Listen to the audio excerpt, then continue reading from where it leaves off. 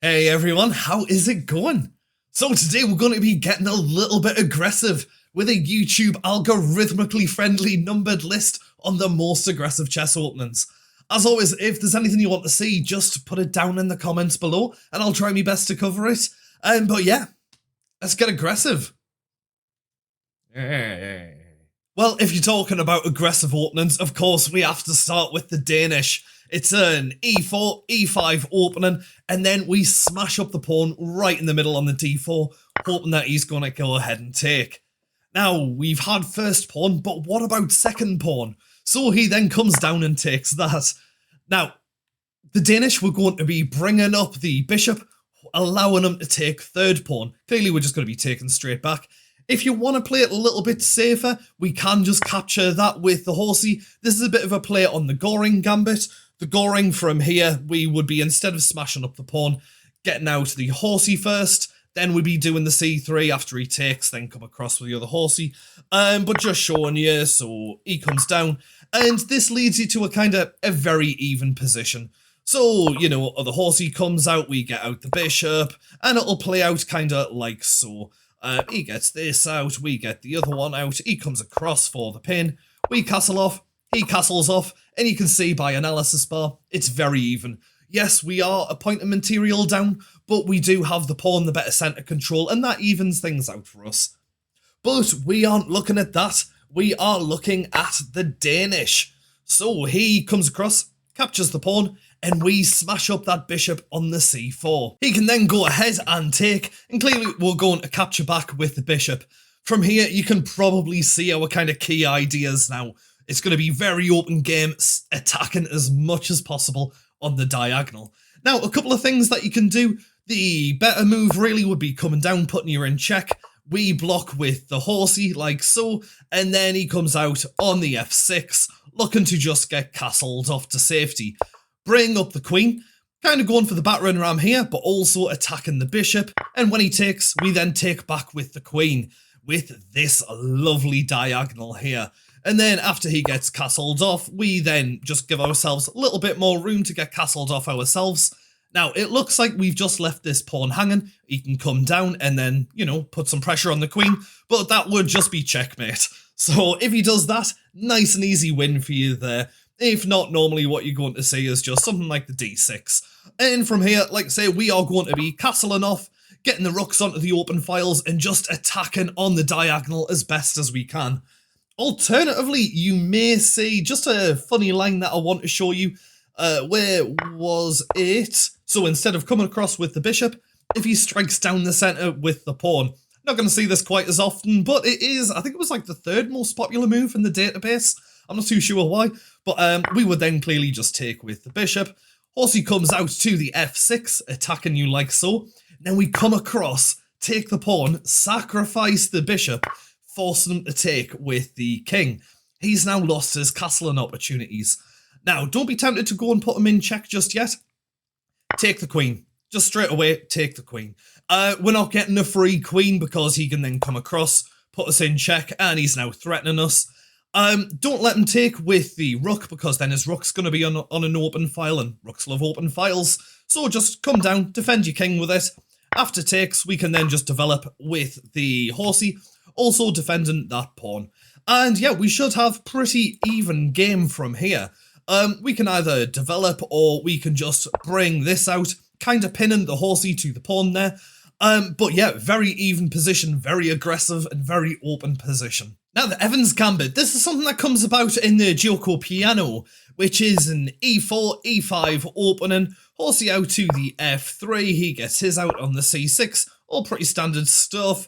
Bishop comes out on the c4, his comes out to the c5, and normally with the gioco piano, we'll be looking at, you know, a pawn up to the c3, then smashing up this pawn on the d4 in the centre at some point. However, with the Evans, what we're doing is getting the b2 pawn and pushing it up to the b4, allowing him to come across and capture. So once he's taken, we can then smash up the c3. We're going to have plans of pushing forward that pawn before, just like you would normally in the gioco piano. I believe I've made a video on it. Check it out. I'll make a little card thing. Now, there's a few things that black's bishop can do. It's going to be hard to do a really deep dive on each of these. I'll probably do one just on the, like, a whole video just on the Evans Gambit on its own. This is quite a deep subject. Let's just say he brings it all the way back to the e7. Probably the most common thing that you're going to see. That's when we smash this pawn up like so. If he goes ahead and takes, we can just capture back. What I like to do is just getting the queen straight out. Battery staring down like so. And if he goes ahead and takes, well, we can either capture straight back, or we can go and put him in check, get him to move, and then we can kind of capture back. We're in a really good spot from here. Alternatively, if he just, say, comes across like so with the horsey, threatening both pieces, similar kind of plan of attack. We'll come across, put him in check. He obviously can't take because the queen's defending it, so he moves across. We can then come across to the a4, let him take the king, but also it's kind of leaving his king out in the middle of nowhere. We can then get his horsey, and we're in a pretty good place for him now. If he was to take, then we can either take back like so, or come and put him in check. Yeah, we just have a lot of options from here. If something like this, then we can just go ahead and just capture back quite happily.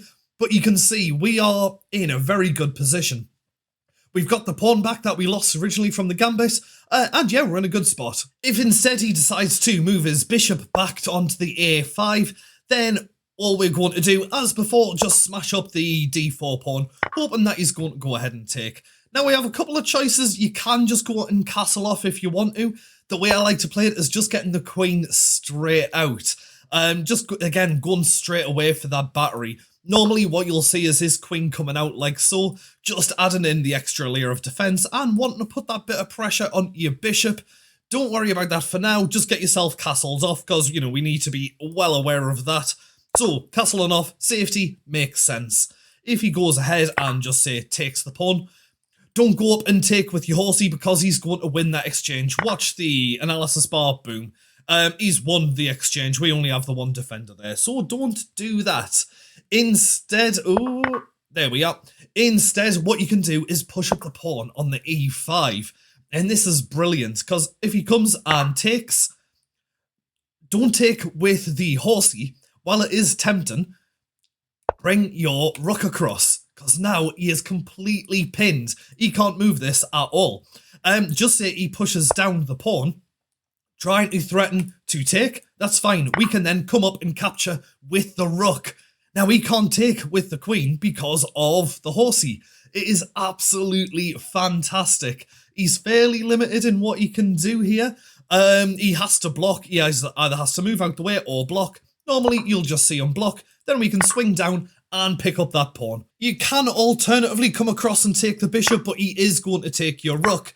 And then after we come across, do the check, get him to move out of the way. Then we can swing down and get the pawn. You can do it either way that you want. The Alapin Gambit, not to be confused with the Alapin variation, which comes out of the Sicilian, I believe. This is a gambit which is against the French defense. If you're not aware of the French defense, check out this side. Check out the little card. I've just done a video on the French defense. Really, really cool opening. And that would be the e6. We come up with d4, and then they come down like a reverse kind of Caro-Kann. Now, for this, what we're doing for the gambit is bringing across the bishop on the e3. So if he goes ahead and takes, we can get the horse out to the d2, just attacking it. He can get his out, ooh, just defending it. And then we can smash up the f3, allow him to take, and that just allows us to develop that little bit further. A common move that you do see from here is the c6 coming down. You'll see this at lower levels where they're trying to get that kind of Caro-Kann's kind of style position here and just try to, you know, control as much of this area as possible. All we're going to do is just hook the horsey around so we have both of these guys fighting for this square. And it's really important to be trying to get your horsey onto that square because it's just such a dominating position. It just has so much room for maneuver. It's brilliant. From here, you'll probably see horsey come out and we can get out the bishop to the d3. Then after he just moves his bishop, just giving himself room to castle, we can both castle off like so. We can then just bring across our horsey. If he does go ahead and take, we're clearly just going to take back. The horse is now in a really, really comfortable dominating position there, and he's going to be really hard to kick out. Alternatively, you may see him come across with the queen, like so. Kind of coming down there. Well, all we're going to do, just bring our queen across to the e1, and we're going to have plans of bringing the queen here, kind of threatening up like this, and pairing it up with, not you, pairing it up with this bishop here. Now, this is a game that I found when I was just looking through the Lee chess databases and stuff like that. Someone pushed forwards the b6.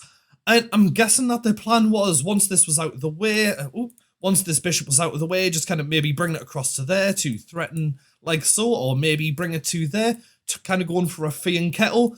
But clearly they didn't understand what the plan was. So the queen comes across to the h4. Now we have this going on. And it's not going to be too difficult to get rid of this horsey that is only defender there. So he came down with the g6, just to try and get things defended a bit. Horsey comes up, again, just pairing these off, but also opening up the rook. Now, Horsey came down to capture like so, and it was a terrible move because the rook can now smash straight up. Clearly, he can't take it because that would be checkmate. Becomes very limited in movement, and the pawn has to come down to try and defend. Pawn can then go ahead and take, and then after queen takes, bishop across. He clearly can't take because of this. He can't take because of this. And it's just completely dominating position for white. But you can see the kind of key plans and concepts that we're going to have with this gambit.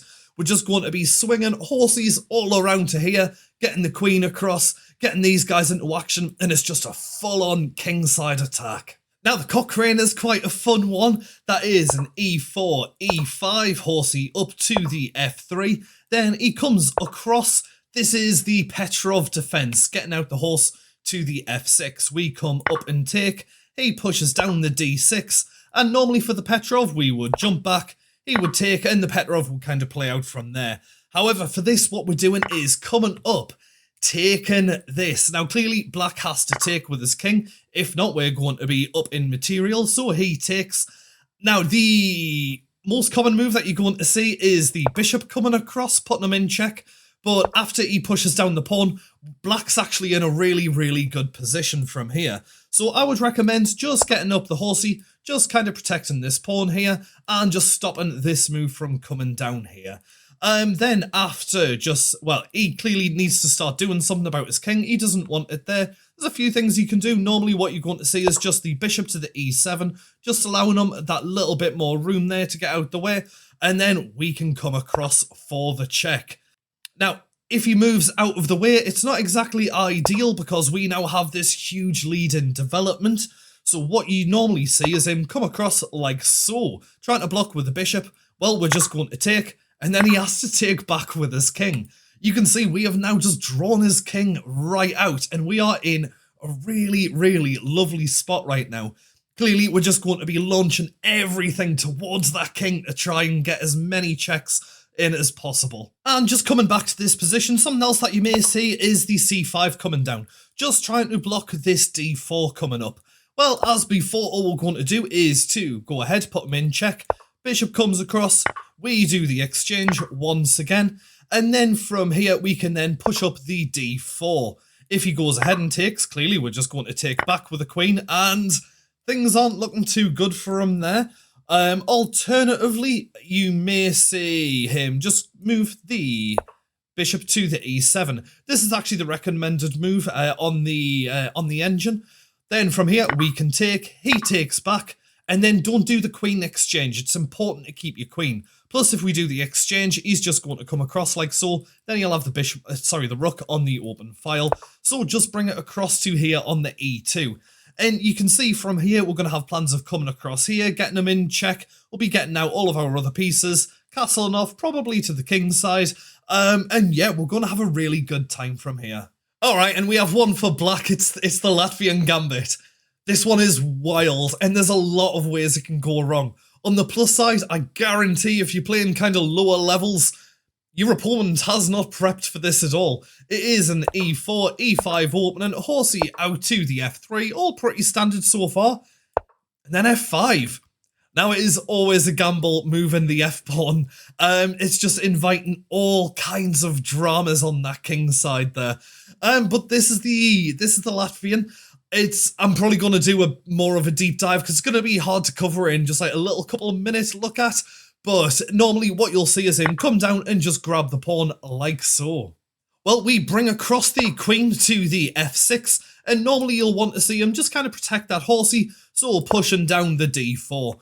We go up with the d6 just to kick him out of the way. He comes across, and then we can go and capture that pawn, opening up the queen for this kind of line of attack here. Now, like I said, there is a lot of ways that this can go wrong, so you do have to be careful. But normally after something like horsey to the c3 attacking, we can then move across to the g6. That way we're kind of staring down this pawn, so if he moves this out of the way, we can just nom grab it. And also, we're just protecting this pawn here from him coming across like so. If he comes down with something like the f3, we can just bring up the horsey on the c6. Pawn can come down on the d5, and we can jump across to the e5 like so. If he does go ahead and just capture, that's fine. We're just going to take back, and if he takes there, we can just bring across the bishop and go for the pin, hoping that we can come across and just gobble up that pawn there. Normally he'll want to stop it, so doing something like bringing the queen out to here, and plus it gives him that bit of flexibility to kind of come across and get us in check there. So don't be tempted to come and do this, because all he is going to do is and we're in a completely losing position there. So just getting the bishop on the d2 just kind of blocks that from happening there. Bishop across, just kind of stopping the pin and giving him a little bit of room there, and we can just normal kind of start developing from there. He's going to castle off to one side. Whoops. Oh my god. He's going to castle off to one side, we are going to castle off to the other, and we're in a relatively even position now. Again, this is assuming that you play right. There's a lot of ways that this can go wrong. This gambit's going to take a deep dive on its own, and it's going to be quite a big one, because there's a lot of moves that can be played, a lot of ways it can go wrong, but you've got to give it is super aggressive. Now, obviously, there are a lot of different aggressive openings. It'll be impossible to cover all of them in one video. I'm coming off the back of a 12-hour night shift. I'm very tired and I want to go to bed. Check out my last video on the French defense. Really fun opening. If you like this kind of thing, please like it. If you really like it, please subscribe. But yeah, I'll catch you dudes later. I'm going to bed.